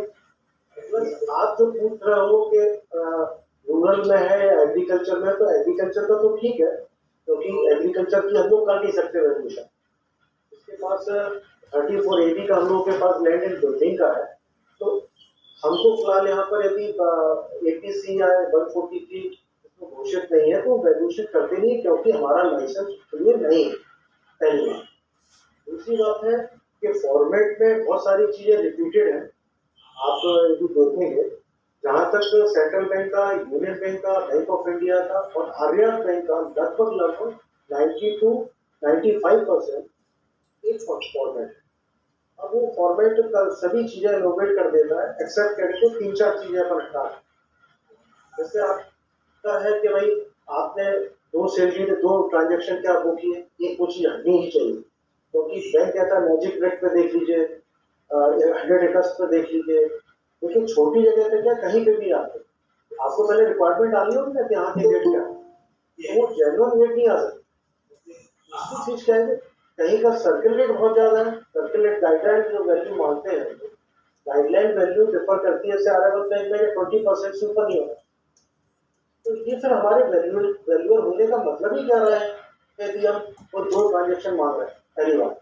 दूसरी बात ये है कि 2 ट्रांजेक्शन आपको मिल ही नहीं सकते हैं, क्योंकि आजकल जितनी भी डील्स हो रही है वो सब सर्किल रेट पर हो रही है। सर्किल रेट कहीं कहीं का इतना कम है, तो मार्केट वैल्यू इतनी ज्यादा है कि वो कहिए 3 to 4 टाइम्स 5 टाइम्स ऊपर जाता है, तो वहां पर वो ऑब्जेक्शनेबल होता है। उसके लिए निश्चित तौर पर हमें बात करनी होगी बैंकों में। एक पॉइंट ये भी हटाना होगा, जैसा कि संदीप सर ने कहा कि अपने को कि भाई आप 2 ट्रांजेक्शन दीजिए, आप नहीं कर सकते। आप रजिस्ट्री ऑफिस में भी जाएंगे तो आपको ट्रांजेक्शन क्या मिलेगा, सर्किल का गाइडलाइन वैल्यू का। अब गाइडलाइन वैल्यू में भी मैं एक चीज आप लोगों को बता दूं कि गाइडलाइन वैल्यू जो हम लोग सिविल इंजीनियर्स हैं या वैल्यूअर्स हैं, तो कंस्ट्रक्शन कॉस्ट लेते हैं, वो अपन लेते हैं परमिशन कवर डिग्री की, यदि मैप सेंशन है या नहीं है। परमिशन कवर डिग्री मान लेते हैं 65% है या 75% है, dependent upon the area of the plot. उसमें भी क्या होता है कि उनको तो स्टाम्प ड्यूटी चाहिए, स्टाम्प ड्यूटी में भी रोड पर भी आपका छज्जा निकला हुआ, प्रोजेक्शन निकला हुआ, वो भी वो ले लेंगे। उनको मैप सेंक्शन से कोई मतलब नहीं है कि आपका लीगल मैप है, लीगल बिल्डिंग है, लीगल कंस्ट्रक्शन है, क्या है, आपका तो जितना एरिया बढ़ा हुआ है कुछ भी है तो उसका चाहिए। वहाँ क्या होता है कि कभी कभी गाइडलाइन वैल्यू से नीचे आपकी मार्केट बनती है कंस्ट्रक्शन की, वहाँ बैंक कहता है बस आप जिसमें इंटरेस्टेड हो तो बस अभी आपकी गाइडलाइन वैल्यू से भी नीचे आ रही मार्केट वैल्यू। तो ये सब बड़ी कॉम्प्लिकेटेड चीजें हैं जिनके लिए हमें निश्चित तौर पे बड़े फोरम पे बैठ के डिस्कस करना होगा। गाइडलाइन वैल्यू के मैं मानता हूँ कि प्लॉट की तो चल सकती, गाइडलाइन वैल्यू कंस्ट्रक्शन की नहीं चलती। कंस्ट्रक्शन का तो वो आने पाई से लेके पूरा का पूरा उन्होंने रेट फिक्स कर लिया 16,000 रुपए स्क्वायर मीटर है सर हमारे वही आरसीसी का, 14,000 रुपए है आरबीसी का, शेड का 8,500 रुपए, ऑर्डिनल का 8,000 रुपए रनिंग का, ठीक है मजाक हो रहा है। 3,500 रुपए रनिंग मीटर में आपकी बाउंड्री यदि तैयार हो रही है 6.5 की ऊंचाई की, आप 8,000 ले रहे हैं। ये सब चीजें बड़ी कॉम्प्लिकेटेड है। रही बात इसकी कि फॉर्मेट एक होना चाहिए, इसमें कुछ भी जैसा कि आप लोग कहेंगे फॉर्मेट सबके पास है। बेस्ट फॉर्मेट मुझे लगता है कि भाई जो सेंट्रल बैंक का या यूनियन बैंक का या बैंक ऑफ इंडिया का या अदर बैंक का, ये लगभग एक ही है, तो ये सभी चीजें कवर कर लेते, 4-5 चीजें इनको हटा दिया तो एक तो ये चीज है। दूसरा ये है कि फीस से मैं संदीप सर से सहमत हूँ, आज यहाँ फीस की बात नहीं हो रही है, कमियां हम लोगों में। अभी जो मालिक सर ने कहा कि grade A grade B grade C होना चाहिए है, लेकिन आप क्या सोच रहे हो, ग्रेड सी वाला भी 2 करोड़ की वैल्यूएशन कर सकता है क्योंकि टेबल मोल्ड है। तो आप 34 ए बी लेके आप क्या कर रहे हो, आप तो यदि वो 1,500 रुपए ले रहा है, आप 3,000 के लिए बैठे तो बैंक आपको नहीं देगा। बैंक के अभी जो नए बंदे आए हैं, नए लड़कियां आई हैं, नए ऑफिसर्स आए हैं, वो केवल पढ़ रहे हैं। बाकी बैंक केवल ये देखता है, आपका फर्स्ट पेज देखता है रियलाइजर वैल्यू क्या, पोर्शन वैल्यू क्या, और लीगल में कह दिया हाँ ओके मोर्टगेजेबल है, बस उसमें लोग सेंक्शन करें। अंदर आपने गधा लिखा, घोड़ा लिखा, क्या लिखा क्या नहीं लिखा, आपने अपना डिस्क्लेमर भी डाल दिया उसमें कि ये क्या कहते प्रॉपर्टी प्रॉपर क्या कहते आइडेंटिफाइड हो रही, वो नहीं पड़ता। ये तो केस ऐसे हुए हैं, मैंने लिख के भी दिया उनको प्रॉपर्टी वेल आइडेंटिफाइड नहीं है, उसके बावजूद भी उनसे कहा गया कि आप डेबिट तो दीजिए इसकी, इसको वैल्यू होगी उसकी। ये बड़ी चीजें हैं, ये हम लोगों को अपने गलेबान में पहले झांकना होगा। दूसरी चीज है कि बाहर से आके जो सब कॉन्टेक्ट हो रहे हैं वो खत्म करना होगा, उसमें हम ही आप लोग इन्वॉल्वमेंट है, इन्वॉल्वमेंट हमारा ही आपका है। ये सब चीजें हैं, मैं देख रहा हूँ 2 साल से आइबा हुआ है कि ये बात आ रही है, कोई 1,500 ले रहा, कोई 2,000 ले रहा। हम कितने सुधरे, हम नहीं सुधरे। और प्रोफेशनल आपने कहा कि प्रोफेशनल है भैया, वो तो लेगा 1,500 भी लेगा, 2,000 भी लेगा, जिसके पास काम नहीं है वो 1,000 में भी करके देगा, उसको अपना घर चलाना है, पेट पालना। तो आप आइडेंटिफाई ये करोगे कि साथ एक साथ सब एक साथ हो जाए, ले ले, नहीं होगा। क्योंकि जो कम ले रहा है वो निश्चित तौर पर बैंक के हिसाब से वैल्यूएशन भी निकाल देगा। तो ये काफी चिंता वाली बात है। हम लोगों को इस फोरम पे काम करना चाहिए। पहले तो एक फॉर्मेटिव हो, बाकी फिर मानिक सर ने जैसा कहा कि हम 34A भी इनकम टैक्स से रिलेटेड है, तभी हमारा सरफेसी के लिए वो है और भी है, तो फीस भी हमारी हम लोग रिक्वेस्ट कर सकते हैं बैंकों को कि भाई हमारा ये लाइसेंस है, हमारा ये क्या कहते हैं फीस स्ट्रक्चर ही है, इसके हिसाब से होमोजीनियस ऑल ओवर इंडिया होना चाहिए, तो हम अपना बात रख सकते हैं। बाकी तो ठीक है, तो इतना ही मेरा सॉल्यूशन है। थैंक यू, आप लोगों ने बहुत ध्यान से सुना मुझे। हिमांशु जी कुछ कहना चाह रहे हैं? हिमांशु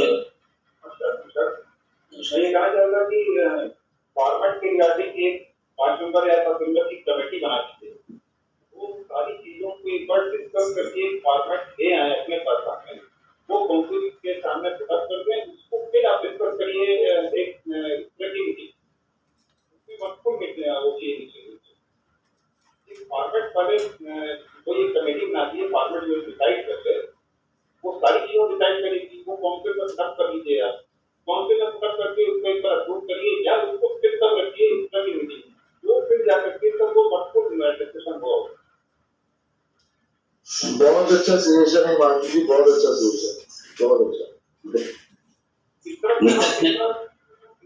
मतलब ये डेविएट हो रही है, मैं देख रहा हूँ कि पॉइंट सारे डेविएट हो रहे हैं। बिल्कुल सर। नीता सिन्हा जी क्या चाह रही है? हेलो। हाँ जी मैम, कुछ बोलना चाह रही हैं? हाँ, मैं ये कह रही थी इसमें एक पॉइंट और बढ़ा दिया जाए कि जो हमारा एक यूनिफॉर्म फॉर्मेट तो होना ही चाहिए, साथ में बैंक हमें ऑफर लेटर दे ये श्योर होना चाहिए। हमें किसी को भी ऑफर लेटर नहीं मिलता है। स्टेट बैंक आपको एंगेजमेंट लेटर दे रहा है, उसमें आपसे पूरे बॉन्ड भी भरवा ले रहा है हर वैल्यूएशन के साथ, इंडेमनिटी के पूरे क्लॉजेस उसमें है, हर वैल्यूएशन के साथ वो दे रहा है आपको, तो आपसे साइन करवा रहा है। वो बाद में देता है, पहले नहीं देता। अब देना शुरू कोई कर दिया बैंक नहीं दे रहा है, तो उसका ये रिजल्ट हो रहा है कि बहुत बार ऐसा हो रहा है जिन लोगों के पेंडिंग पेमेंट है उसमें देखे जाके कि दूसरे की वैल्यूएशन लग गई है। बिल्कुल मैम, इसलिए तो हुई थी स्टार्टिंग में ही बताया गया था कि अगर ये पेपरलेस हो जाए हमारा काम, अगर वैल्यूएशन हम लोग अगर फॉर्मेट बंद उनके एक पोर्टल में हमको डायरेक्ट जो वैल्यूएशन दें तो हर चीज की जो है समाधान शुरू हो जाएगा। एग्जैक्टली, तो फिर हम लोग को डिस्कशन करने के लिए बैठना पड़ेगा हम लोग को। बिल्कुल बिल्कुल, बहुत सारे पॉइंट छूटते हैं क्योंकि वैल्यू उन्होंने कहा दे दीजिए, वैल्यू दी हुई है, और कितने ही ऐसे केसेस हैं जो लैंड लॉक की वैल्यू दी हुई है, उसमें इफ एंड बट लगा के कि अगर आगे ये ले लिया जाएगा। इवन कहीं ऐसी है जिसमें वो भी नहीं दिया हुआ है, लैंड लॉक की वैल्यू आप कैसे दे सकते हो, और उस पर लोन है। तो ये Digitalization is the only solution. Digitalization is the only solution of all the problems, whether it is internal problems or whether it is bank to valuer problem. Digitalization will solve our all problems, Chaturvedi ji, and whoever is recommending this. I am 100% agreeing on it. Thank you. बिल्कुल बिल्कुल, digitalise करने के बाद में फिर वो points भी पूरे कवर हो जाने चाहिए। Thank you. Okay ma'am. मेरे ख्याल में और किसी को सजेशन नहीं है। Gagan Singh ji, yes sir. बताएं। हाँ सर, मैं कह रहा हूँ जैसे गवर्नमेंट ने जैसे मैप सेक्शन में पोर्टल किया है, क्या बैंक सेक्शन हमारा आरबीआई कोई ऐसा पोर्टल नहीं ला सकता कि लोन भी एक सैंक्शन मैप की तरह सैंक्शन, लोन सैंक्शन भी एक वर्ड यूज हो, चीज यूज हो, उसमें वैल्यूअर्स हो कई कैटेगरीज के। सेकेंड थिंग, उससे ये भी होगा, जरूरी नहीं कि सब चीजें सब कॉन्ट्रैक्ट होती हो। हम लोग भी जैसे मान लीजिए किसी को कोई चीज पसंद आती तो वो अदर स्टेट में जाके कराना चाहता, तो एक जो इंडिविजुअल है लाइसेंस होल्डर है, आप भी किसी अदर स्टेट में जाके वैल्यूएशन कर सकते हैं। तो वैसे ये चीज तब ये चीज लीगल भी हो जाएगी, वो चीज भी हट जाएगी कि वो पर्सन वहां पे बैठ के वर्क कर रहा है। तो ये शायद इससे ज़्यादा बेटर वे में सॉल्व हो पाएगा कि वो वर्क आपको असाइन किया, आरबीआई के अंडर में सारे बैंक्स आए, बैंक्स ने लोन सैंक्शन के लिए किया, और यहाँ पे जो लोन लेने वाला भी है वो भी पहले, जो मैंने मतलब कुछ साल पहले जो रियलाइज किया कि कुछ क्रेडिट मैनेजर के, बैंक मैनेजर के पसंदीदा वैल्यूअर्स होते हैं, वो जरूरी नहीं कि लोकल के हो, बाहर के भी हो सकते हैं, कहीं के भी हो सकते हैं। तो वहाँ पे जो लोन ले रहा है कुछ उसका भी कुछ राइट्स हो कि वो भी सिलेक्ट कर सके एक वैल्यूअर को। लेकिन जो पॉसिबल नहीं होगा वो इसलिए पॉसिबल नहीं है क्योंकि बैंकिंग में भी पोर्टेबिलिटी भी नहीं कर सकती है। जब भी कोई चीज बात होगी तो वो तो बैंक टू बैंक होगा, जब ये नियम आ जाएगा तो हो सकता है कि ये चीज भी आ जाए। लेकिन अभी हम लोग करना चाहते हैं कि जितने भी जो बैंक्स है, हर बैंक्स में ही अगर मान लीजिए हम लोग डिजिटल तरह से अगर मान लीजिए वर्क एलोकेशन और हमारी रिपोर्ट भी जो है कि डिजिटलाइजेशन के रूप में ही जाए तो काफी जो हमारी जो प्रॉब्लम है जहाँ पर जो है कि भाई डिस्ट्रीब्यूशन ऑफ वर्क से लेकर के पेमेंट का इशू लेकर के काफी सॉल्यूशन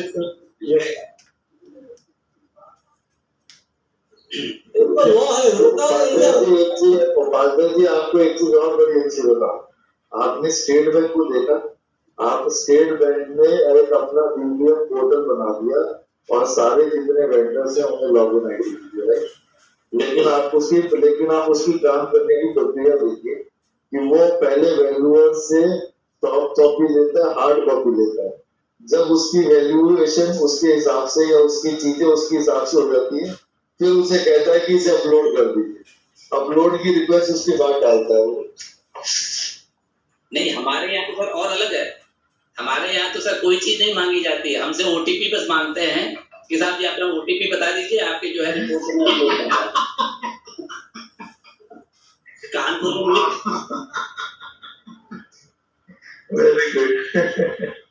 तो वही तो बताया सर, ये लागू नहीं हो पाई है। अगर ये लागू हो जाए जेन्युइनली और मतलब कि भाई उनके जो है फॉर्मेट्स में पॉइंट्स दे दिए जाएं कि भाई ठीक है लाइन का रेट आप भरिए, मतलब हर चीज जो है मतलब कि रिपोर्ट्स उनके साथ में निकल के आ जाए तो हमारे फेडरल बैंक में सीरियसली बात है कि यही हो रहा है। जैसे ही मैं सारी चीजें उनके पोर्टल्स पे जाके टाइप करता हूँ, पूरी एक उनका फॉर्मेट पीडीएफ फॉर्म में इमीडिएटली आ जाता है और उसी को मैं डिजिटल साइन करके देना हूँ। That's it. मतलब फीडिंग जो है उनके पोर्टल में हम लोग करते हैं। यस, फीडिंग हम उनके पोर्टल पे करते हैं। यस, वही चीज अगर लागू हो जाए तो साहब ये जो है ना, ये वर्क एलोकेशन का है, जो एक आदमी 20 काम कर रहा है, ये सब खत्म हो जाएंगे। आपको एक आईडी मिली है, आप कितने रिपोर्ट बना सकते हैं? बिल्कुल बिल्कुल बिल्कुल। तो जब तक वो रिपोर्ट बना रहे हैं तो दूसरी रिपोर्ट तो खोल नहीं सकते हैं। Exactly, yes yes. ये हर चीज का जो है मतलब कि भाई काफी हद तक जो है मतलब कंट्रोल कर लेगा।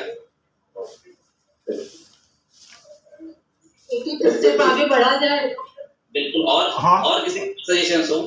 नहीं सर, मैं रिक्वेस्ट करूंगा कि संजीव जी अपने क्या कहते हैं जो उन्होंने सजेशंस दिए हैं वो स्टाफ सर के पास जरूर दें, और जैसे हम हर एक बैंक के जो कॉर्पोरेट ऑफिसर, मैं आपको बताता हूँ, हर एक बैंक में एक वैल्यूएशन में, कॉर्पोरेट ऑफिस में वैल्यूएशन का सेल होता है, वहाँ पे ऑफिसर्स होते हैं, वो सजेशंस मांगते हैं, वैल्यूअर से ही मांगते हैं कि आप बताइए कि फॉर्मेट में क्या आप अपडेटेशंस या क्या चेंजेस चाहते हैं।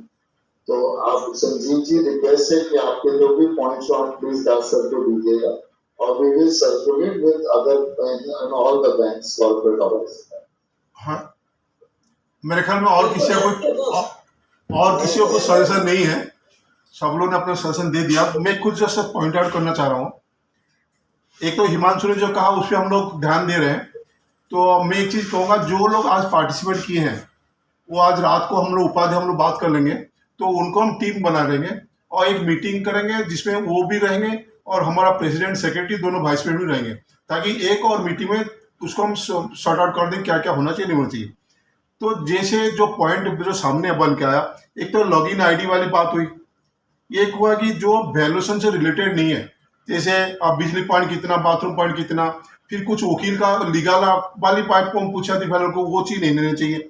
मैं इसलिए कह रहा हूँ जो आज डिटेल समराइज बता दे रहा हूँ, ताकि जो टीम हम रखेंगे, जो लोग आज हमें डायरेक्ट पार्टिसिपेट किए हैं मीटिंग में, उन सबको हम एक जो इसी फॉर्मेट का जो टीम होगी उसे वो पार्टिसिपेट करेंगे।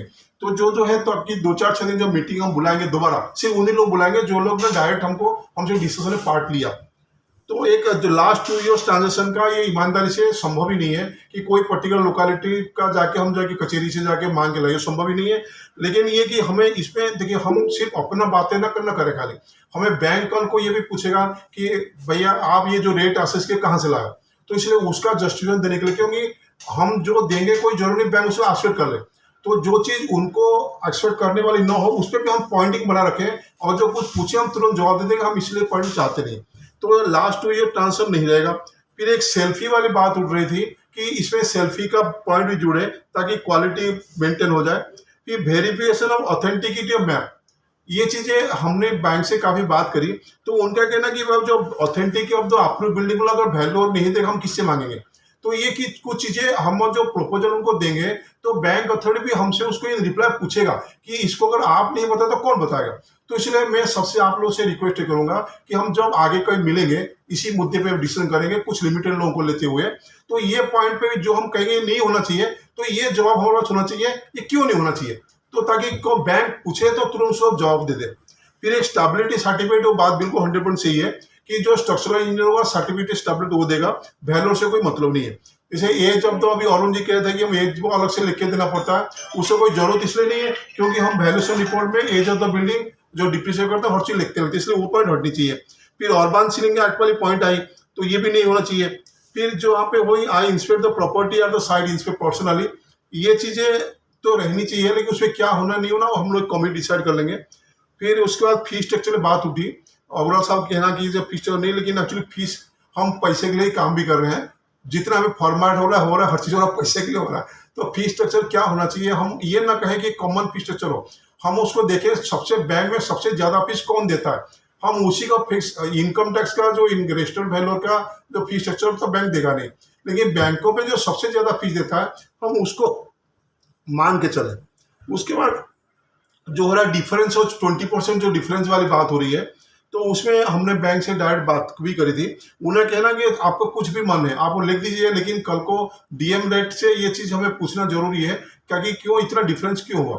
तो उसमें कुछ पर जो ज़्यादा डिफरेंस वो लिख देते हैं कि डीएम रेट 4 साल पहले हुई थी, अभी रिवाइज नहीं हुई है और मार्केट रेट हाई हो गई इसलिए हम लिए 2 लाइन उस पर लिखने के लिए बैंक अनुरोध करता है। तो इसलिए ये जितने सारे पॉइंट है हम लोग डिस्कशन करेंगे और हम आज रात को ही तय कर लेंगे हमारी टीम में कौन कौन रहेंगे, और वो लोग रहेंगे जो आज हमारी मीटिंग में हैं और जो लोग डायरेक्ट पार्टिसिपेट किए, जो उन्होंने सजेशन दिया, उन सबको कमेटी बनाए रखेंगे और एक सुइटेबल टाइम बता देंगे आप लोग से बात करके, और इस दिन बैठ के फाइनल हम लोग ड्राफ्ट कर लेंगे। तब तक के लिए जो लोगों ने सजेशन दिया है वो एक पॉइंट और थोड़ी नोट करते चले जाइए ताकि एक फाइनल ड्राफ्ट होके हम इसी महीने तो अगले महीने हम सभी बैंक अथॉरिटी को बैंकिंग फॉर्मेटिंग भेज देंगे, और उम्मीद करता हूँ ये हमारा एक्सेप्ट भी कहीं ना कुछ पॉइंट एक्सेप्ट हो जाएगा। तो मेरे ख्याल में हमारा कुछ नहीं कहना, बाकी और कुछ कहना किसी को बताइए।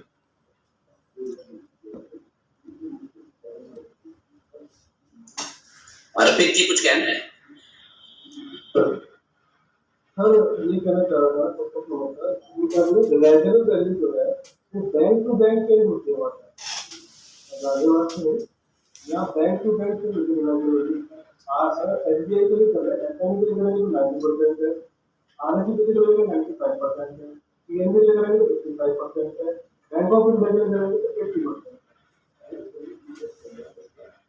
ये तो यूनिफॉर्म होना चाहिए ना, यूनिफॉर्म गवर्नमेंट की बात होगी उसमें कवर हो जाएगा। ऐसा कुछ भी नहीं है कि आपकी reliable value bank to bank differ करती है, ये तो depending upon the property condition, बहुत सारे पॉइंट्स हैं। बैंक कभी नहीं कहता है कि आप 90% लीजिए, कोई भी बैंक, फिलहाल मैं तो लगभग सभी बैंकों को बताता हूँ, आज तक किसी बैंक ने ये नहीं कहा कि साहब इसकी आप 95 लीजिए, इसकी 90 लीजिए, 80 लीजिए। पीएनबी ने 85 फिक्स कर दिया, बट ये आपके ऊपर है कि क्या लेना है। पीएनबी ने मिनिमम 85 कर दिया।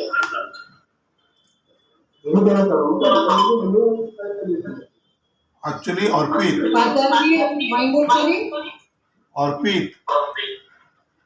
हेलो अर्पित देखो, रिलायंस वैल्यू का कोई फंडा बैंक की तरफ से नहीं आई है, ये फंडा हम लोग वैल्यू ने दी है।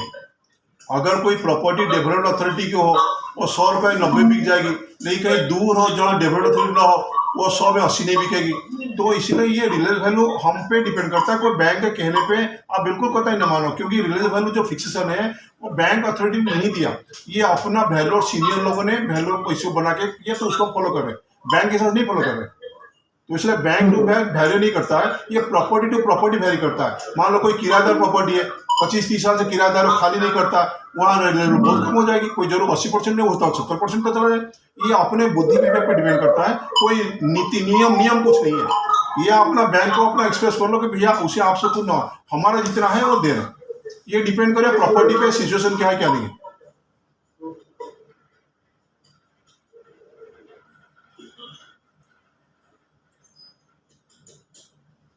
और मेरे ख्याल किसी कुछ कहा नहीं।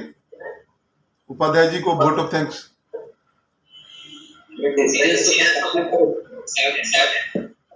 मनोज मैं ये कह रहा था कि जो मैप की बात करते हैं, अगर मैप की अथेंटिसिटी के लिए कह रहे हैं तो हमको एक्स्ट्रा फी पे करें, तो मैं जाके वहां चेक करा जाए। भाई बहुत से अथॉरिटीज को तो ऑनलाइन मिल जाता है, पर केडीए में जैसे 2011 से ऑनलाइन है, उससे पहले का नहीं है, तो उसके लिए तो हमको फीस चाहिए होगी, उसके लिए अलग से एक्स्ट्रा फी पे करे बैंक। नक्शे सारे लेवल नहीं होता, नक्शे आपके पास नंबर लिखा जाएगा, लेकिन उसके अंदर का कागज क्या है वो नहीं पता। हाँ, तो बात करेंगे हम बोलेंगे ये वकील प्रॉपर्टी किसी पेपर को जोड़ने का कार्य है, वो वकीलों का रहता है। नहीं सर, पर मैप का तो जनरल वैल्यू ही चेक करेगा ना सर, किसी भी आप ये बता सकते हैं कि भाई नक्शे के अनुसार ये बना है या नहीं बना है। हाँ, ये बता सकते हैं नक्शा ये बना है कि नहीं बना, बाजार के हिसाब से बना है कि नहीं बना है। लेकिन जो है आपको ये बोलेंगे कि प्रॉपर्टी जो नक्शा जेन्युइन है, ये कैसे आप न जेन्युइननेस तो वहाँ वो तो वही वकील बताएगा, वही बात होती है। भाई हमको तो साइन थोड़ा मालूम किसके साइन है, फर्जी भी हो सकते हैं।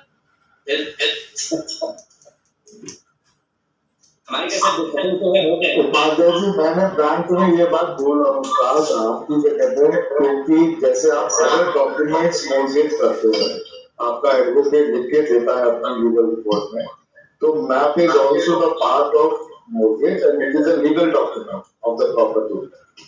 तो ये भी लीगल पार्ट में ही आना चाहिए। बट एक्चुअली एडवोकेट्स का ये सबमिशन है कि हम तो क्या कहते हैं, हम नक्शे को क्यों देखेंगे, we are not the technical person. तो ये अभी दोनों चीजें एक्चुअली अटकी हुई है। बैंकर तो रिस्पॉन्सिबल वैल्यूअर को ही कह रहा है कि वैल्यूअर ही जेन्युइननेस उसे दे, बट वो practically it is not possible.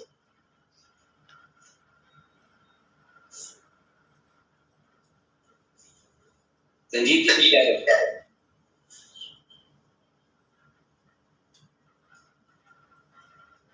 Unmute करिए। सॉरी, क्या आप अपन समिति को खत्म करना? ठीक है, मैं क्विट कर रहा हूँ।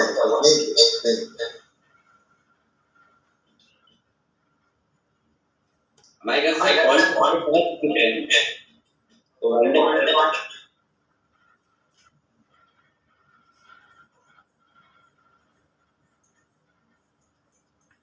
ये क्वेश्चंस जो है मनोज जी मनोज जी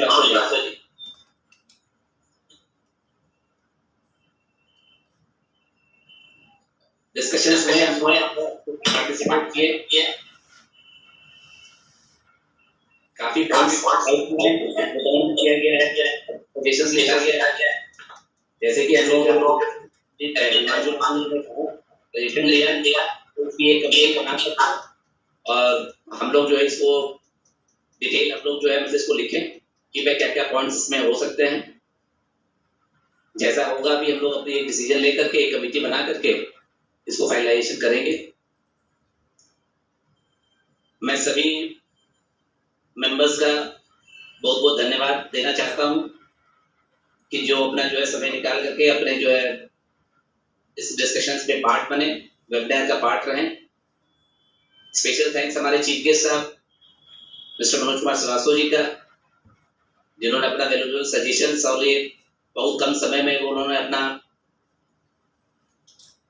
हमारे रिक्वेस्ट को जो है एक्सेप्ट किया इन्होंने, और आज जो है मीटिंग में जो है बतौर चीफ गेस्ट हमारे उपस्थित भी रहे। मैं धन्यवाद देना चाहता हूं अपने प्रेसिडेंट श्री श्याम सुंदर दास जी का, जिनके लगन से और जिनके जो है मतलब कि भाई कर्मठता से जो है ये एसोसिएशन हमारी चल रही है, सबको बांधे रखा उन्होंने। मैं धन्यवाद देना चाहता हूं इंस्टीट्यूशन ऑफ इंजीनियर्स के चेयरमैन श्री विवेक अस्थाना जी का, सेक्रेटरी जो है श्री रमाकांत यादव जी का। हम लोगों के साथ ये वेबिनार कलेक्टिवली हम लोग जो इसको होस्ट करते हैं।